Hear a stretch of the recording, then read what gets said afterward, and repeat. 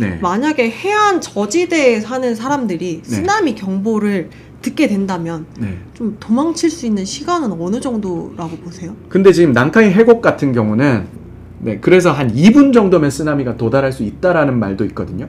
일단 근데 쓰나미는 무조건 높은 데로 가는 것밖에 답이 없어요. 동일본 대지진 쓰나미 났을 때 보면 이제 건물에서 막 찍은 영상들 많이 올라와 있잖아요. 맞아요. 그분들이 생존하셨으니까 이제 그 동영상이 올라오겠죠. 그나마 일본은 이렇게 실시간으로 하기 때문에 우리는 지금 주변 바다에 대해서 이런 네트워크는 언감생심이고, 지금 일본 걱정할 때가 아니라 우리나라 지진 좀 관련해서 좀 더 대책을 마련하고 그럴 그 순간인 것 같기도. 그 상황에서 우리가 한 번도 겪어보지 않은 일을 이제 일어날 수도 있다는 거예요.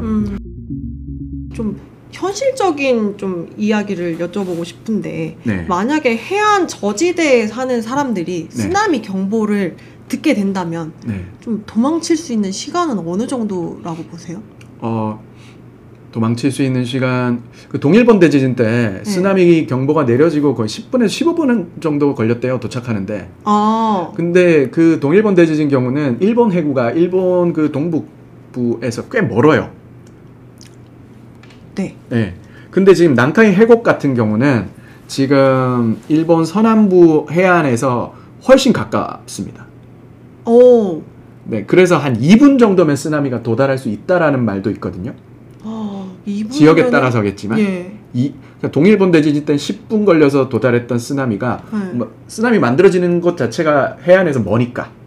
근데 이 경우에는 난카이 해곡이 그 지도를 보시면은 지금 5번 슬라이드 지도 보시면은 그 지도에서도 어느 정도 티가 나요.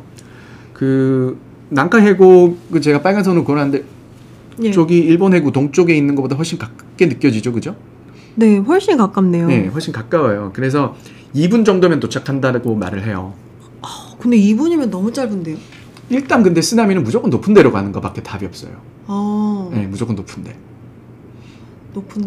그러니까 일본 역사 기록에 보면 무슨 사찰에 있는 언덕이 있는데 거기에 어떤 계단 어디까지 쓰나미가 도달했다 막 이런 것도 사람들이 그래요? 네, 남겨놓고 그러니까 지진이 났을 때 어디까지 물이 찼는가에 대한 지표잖아요. 네. 그럼 거기보다 밑에 있는 곳은 다 쓰나미에 쓸려간다. 잠긴다고 봐요. 일단 잠긴다고 봐야 되는데 그거보다 이제 높은 곳으로 일단 가는 게 가장 중요하죠. 쓰나미가 왔다가 잠긴다고 방금 표현을 해주셨는데 잠겼다가 다시 빠지는 거죠? 그렇죠. 그러니까 이렇게 보시면 돼요. 우리 뭐 태풍 불면은 파도가 퍽 덮치잖아요. 그런 개념이 아니고요. 어떤 굉장히 넓은 지역이 바다가 슥 올라가서 물속에 들어갔다가 다시 바닷물이 슥 빠진다고 보시면 돼요. 너무 무서운데. 약간 그런 개념에 가까워요. 근데 이제 동일본 대지진 때 아까도 말씀드렸지만 쓰나미가 30m 정도였으니까 네. 30m 무조건 이상으로 빌딩도 괜찮은 거예요, 그러면? 빌딩이야 굉장히 기초가 탄탄한 지금 뭐 이 뉴스원이 있는 이런 빌딩에 계시면 괜찮겠죠. 근데 뭐 일본은 그 저기 나무로 지은 가옥이 많아요. 맞아요.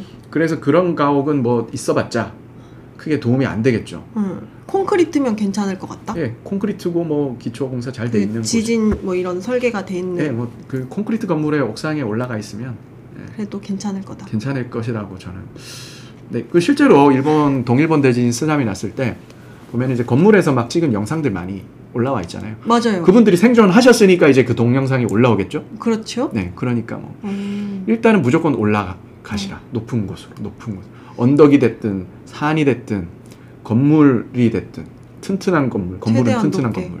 네. 근데 저는 지금 아까 방금 2분이라고 말씀을 해주셔가지고 쓰나미가 덮치는 시간이 최소 2분. 네, 이것도 일본 정부에서 또 시뮬레이션을 하니까 너무 공포스럽거든요 지금. 그죠. 2분 안에 할 수 있는 게 많이 없죠. 그러니까 2분이면은 너무 짧아요. 근데 이제 일본은 그 주변 바다에 그 실시간 모니터링 시스템을 해놨어요. 16번 슬라이드 보시면은 저걸 보시면은 동쪽에 보면은 막 이렇게 막 꼬불꼬불 뭔가 네트워크가 있잖아요. 그죠? 그리고 노란 점들 하나하나가 다 지진계고 그 사이를 다 유선으로 연결해서 다 이게 모니터링하고 있고, 남쪽 해안에는 좀 시스템이 약해요.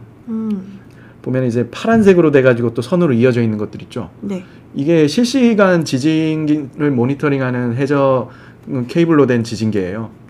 그래서 여기서는 딱 지진 발생하는 순간 바로 예보가 가능하죠. 그나마 일본은 이렇게 실시간으로 하기 때문에 그나마 조금 나을 것이다. 네, 쓰나미 경보에 대해서 굉장히 이르는 시간에 내려질 수 있죠. 네, 이런 건 우리가 좀 본받아야 될 부분입니다. 아, 우리나라는 시스템이 안 되어 있나요? 우리나라 없죠. 우리나라는 이런 실시간 감시 시스템은 뭐 당연히 없고, 우리나라는 좀 사실은 지금 뭐 동일본이 아니라 난카이 해국 지진 나면은 우리나라 한반도도 흔들릴 거다라는 말이 있잖아요. 네.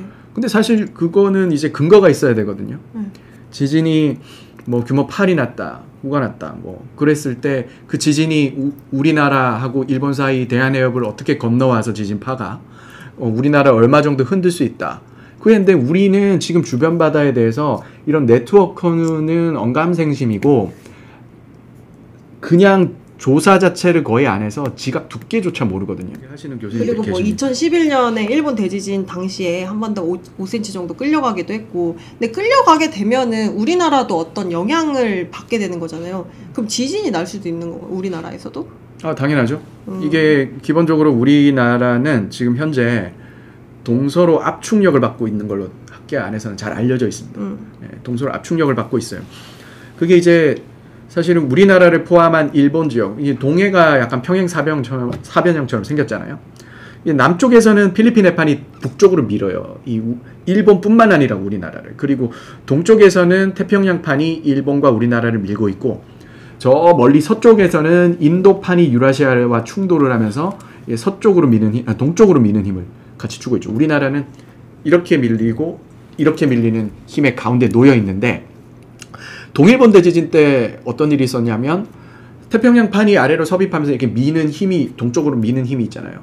미끌려 버리면 어떻게 되겠어요? 우리가 없던 힘을 팍 주는 것도 이 변형을 유도하지만 주고 있던 힘을 없애버리는 것도 변형을 유도하죠. 친구랑 장난치면서 밀고 있다가 손 팍 빼버리면 친구 넘어지잖아요. 그런 거라고 생각하시면 돼요. 동쪽으로 밀고 있던 태평양판이 그 힘을 빼버리니까 그 후방에 있던 일본뿐만 아니고 우리나라까지 그 힘의 어떤 불균형에 영향을 받아서 그쪽으로 끌려갔다고 말을 하거든요. 난카이 해국 같은 경우는 지금 우리나라를 밀고 있고, 그리고 동일본 대진이 일어났던 일본 해구보다 훨씬 가까워요.